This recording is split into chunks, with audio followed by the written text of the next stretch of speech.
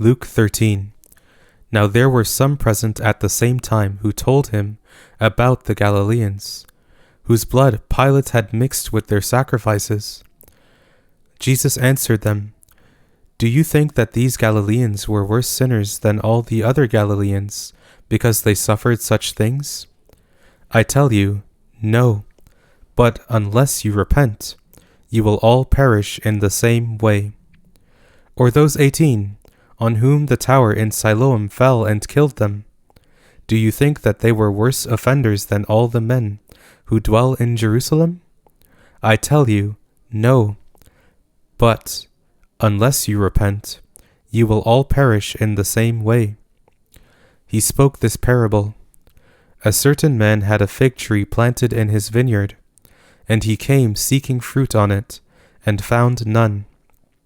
He said to the vine dresser, Behold, these 3 years I have come looking for fruit on this fig tree, and found none. Cut it down. Why does it waste the soil? He answered, Lord, leave it alone this year also, until I dig around it and fertilize it. If it bears fruit, fine, but if not, after that you can cut it down. He was teaching in one of the synagogues on the Sabbath day.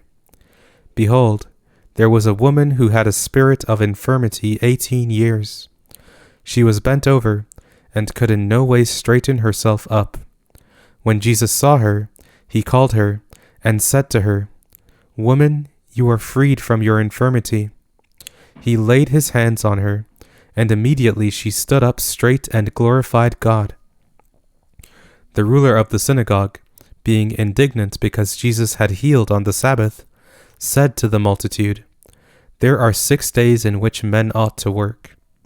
Therefore come on those days and be healed, and not on the Sabbath day. Therefore the Lord answered him, You hypocrites, doesn't each one of you free his ox or his donkey from the stall on the Sabbath, and lead him away to water? Ought not this woman, being a daughter of Abraham, whom Satan had bound 18 long years, be freed from this bondage on the Sabbath day? As he said these things, all his adversaries were disappointed, and all the multitude rejoiced for all the glorious things that were done by him. He said, What is God's kingdom like? To what shall I compare it? It is like a grain of mustard seed which a man took and put in his own garden. It grew and became a large tree, and the birds of the sky live in its branches.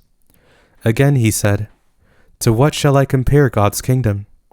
It is like yeast, which a woman took and hid in 3 measures of flour, until it was all leavened.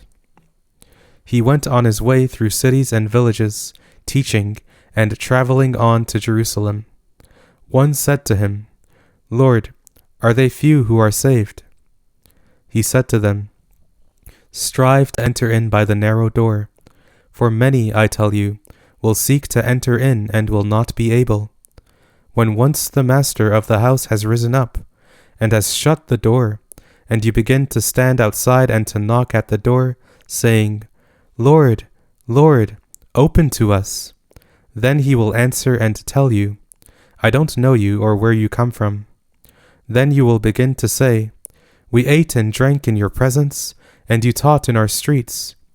He will say, I tell you, I don't know where you come from.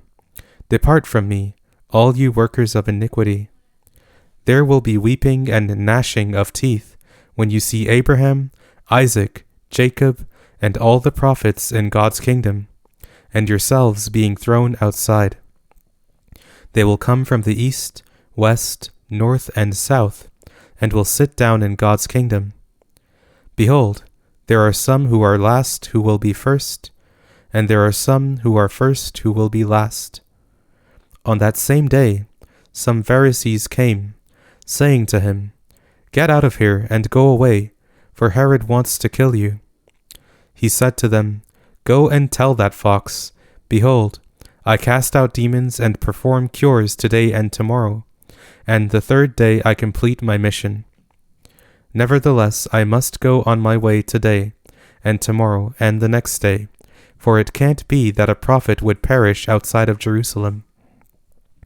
Jerusalem, Jerusalem, you who kills the prophets and stones those who are sent to her. How often I wanted to gather your children together, like a hen gathers her own brood under her wings, and you refused. Behold, your house is left to you desolate. I tell you, you will not see me until you say, Blessed is he who comes in the name of the Lord.